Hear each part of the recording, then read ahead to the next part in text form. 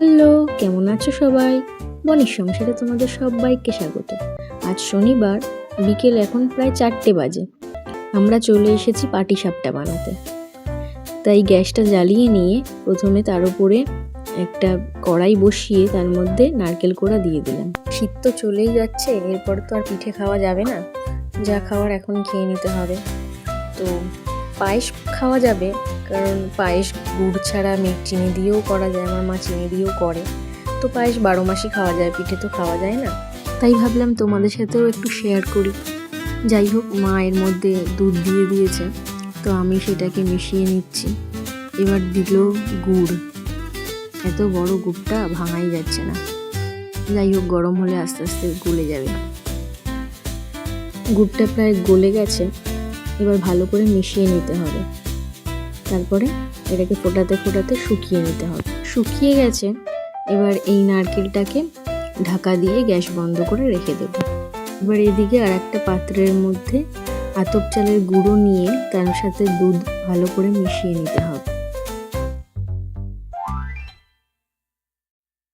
এবার এর মধ্যে মা কিছুটা গুড় মিশিয়ে দিল। গুড় এটার মধ্যে সেমন বেশি দিতে হবে না। এবার এটাকে একটু মিশিয়ে নিয়ে তারপরে ঢাকা দিয়ে রেখে দেবো। এদিকে গুড়টা গলুক আর ওদিকে নারকেলটাও ঠান্ডা হয়ে নিই, তারপর সন্ধ্যাবেলা বানাবো। সন্ধ্যা এখন প্রায় 7টা বাজে। আমি এটাকে ঢাকনা খুলে একটু গুলিয়ে নিচ্ছি। এবার গ্যাসটা জ্বালিয়ে নিয়ে এর মধ্যে ননস্টিকের একটা তাওয়া বসিয়ে নিলাম। তারপরে এর মধ্যে একটু তেল মাখিয়ে নিলাম তাওয়াটাকে, তাহলে পাটিসাপটাটা খুব সহজেই উঠে যাবে।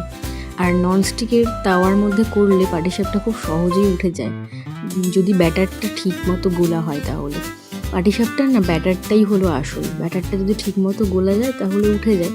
যদি অন্যান্য কড়াইতে একটু ভয় থাকে, অনেক সময় লেগে যায় বা ভেঙে যায়, কিন্তু ননস্টিকের তাওয়া বা প্যানের মধ্যে সেমন কোনো ভয় থাকে না। জন্য সব থেকে সেফ হলো পাটিসাপটা করা ননস্টিকের তাওয়াতে। দেখো, রুটিটাকে গোল করতে গিয়ে আমি কেমন বেঁকিয়ে দিলাম। যাই হোক, চেষ্টা করছি। মার মতো তো অত ভালো পারি না, তবুও মা শেখাচ্ছে, আমি একটু চেষ্টা করছি করার। এরপরে নারকেলের পুরটা এর উপরে দিয়ে দিলাম। এবার একটু ভাজা হয়ে এসেছে, এবার এটাকে রোল করে নেব। আমরা বা আমাদের এই জেনারেশনটা সেভাবে কেউ পিঠে বানাতে পারে না বললেই চলে। কিন্তু দেখো, আমাদের মা কাকিমা বা আমাদের ঠাকুমা দিদাদের আমলে তারা কত সুন্দর পিঠে বানাতে পারতো। আমার তো মনে হয় যে আমাদের জেনারেশনের পরের জেনারেশন হয়তো বাড়িতে পিঠেই বানাবে না, মিষ্টির দোকান থেকে কিনে খাবে। হয়ে গেছে আমার পিঠে বানানো।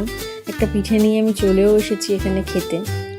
দারুণ হয়েছে, অসাধারণ হয়েছে খেতে।